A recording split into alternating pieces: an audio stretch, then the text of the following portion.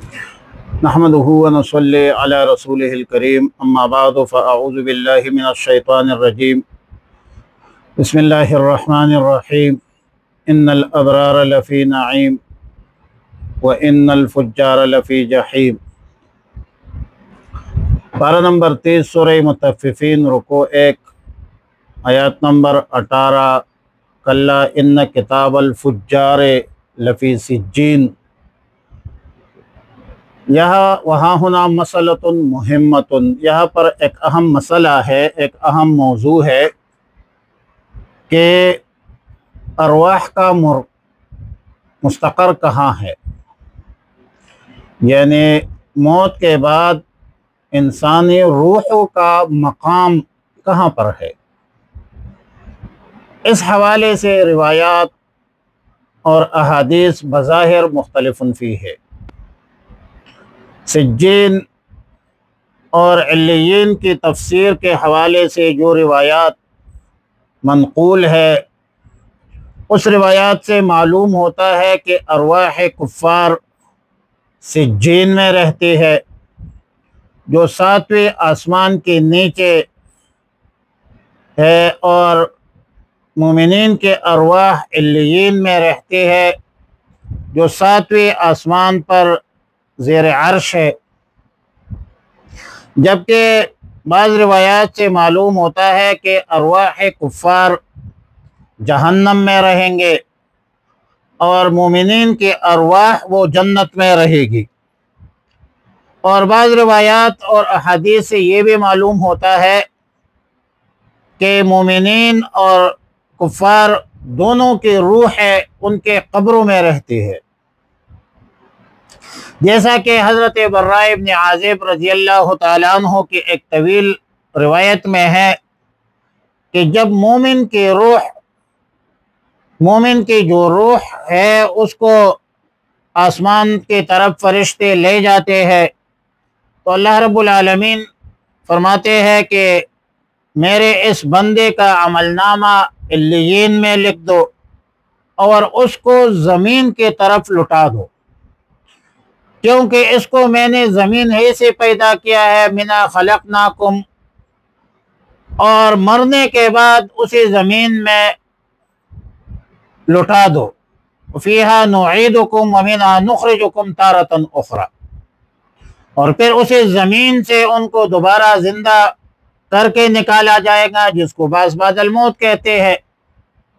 تو اسی مٹی سے پیدا ہے، اسی مٹی میں اس نے واپس جانا ہے، اور اسی مٹی سے اس نے دوبارہ زندہ ہونا ہے۔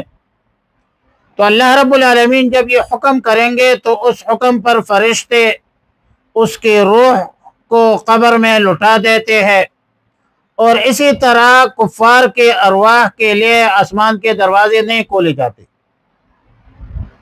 اور یہ حکم ہوگا کہ اس کے قبر میں لٹا دو۔ امام سیدنا عبد البر نے اسی کو ترجیح دی ہے کہ سب کے ارواح بعد الموت قبر میں رہتے ہیں۔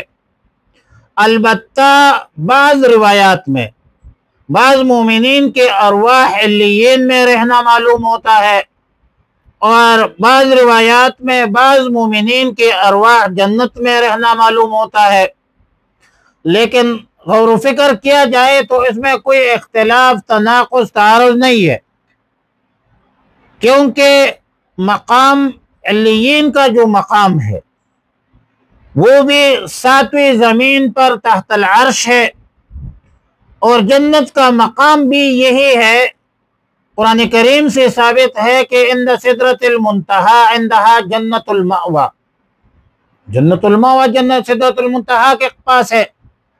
تو اس میں تصریح موجود ہے کہ جنت سدرۃ المنتہا کے پاس ہے، اور سدرۃ المنتہا کا 7ویں آسمان میں ثابت ہونا بھی ثابت ہے۔ علیین بھی 7ویں آسمان میں ہے، سدرۃ المنتہا بھی 7ویں آسمان میں ہے، جنت المأویٰ سدرۃ المنتہا کے قریب ہے۔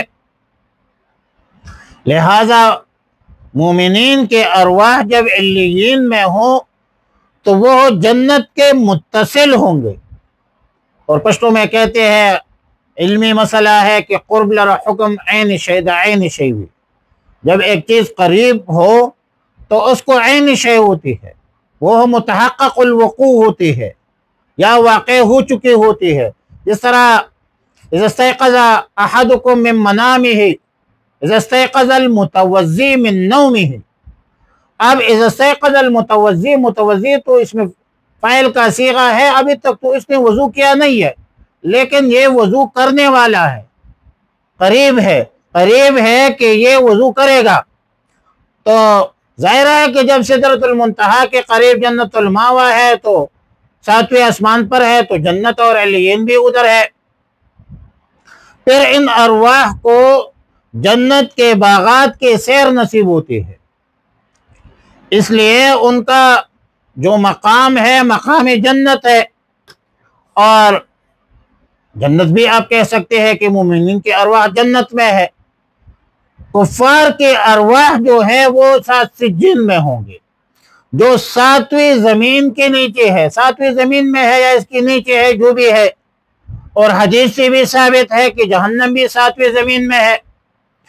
اہل سجین کو جہنم کی تپش اور اذیتیں پہنچتی رہے گی، اس لیے ان کا مقام جو ہے وہ بھی جہنم، کہنا کہ وہ جہنم میں ہے یہ بھی درست ہے.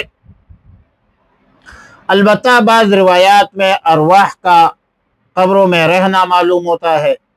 بظاہر پچھلے دونوں روایتوں سے مختلف روایت ہے. اس کی تطبیق قاضی ثناء اللہ پانی پتی رحمہ اللہ الباری نے تفسیر مظہری میں کی ہے کہ یہ بات کچھ بعید نہیں ہے کہ اصل مستقر ارواح کا علیین ہے، مومنین کا، اور سجین ہے کافرین کا، مگر ان ارواح کا ایک خاص رابطہ قبروں کے ساتھ بھی قائم ہے، اجساد اور اجسام کے ساتھ بھی قائم ہے. اس رابطہ کی حقیقت تو اللہ کو معلوم ہے، ہمارے پاس تو اس کا علم نہیں ہے اور نہ ہم ادھر سے آئے ہیں، اور اللہ کے بغیر کوئی جانتا بھی نہیں ہے. مگر جس طرح آفتاب و مہتاب آسمان میں ہے اور اس کی شعاع زمین پر پڑتے ہیں، زمین کو روشن کر دیتے ہیں اور گرم بھی ہو جاتے ہیں زمین، اسی طرح علیین اور سجین کی ارواح کا کوئی رابطہ معنویہ قبروں کے ساتھ ہے. اور اسی اساس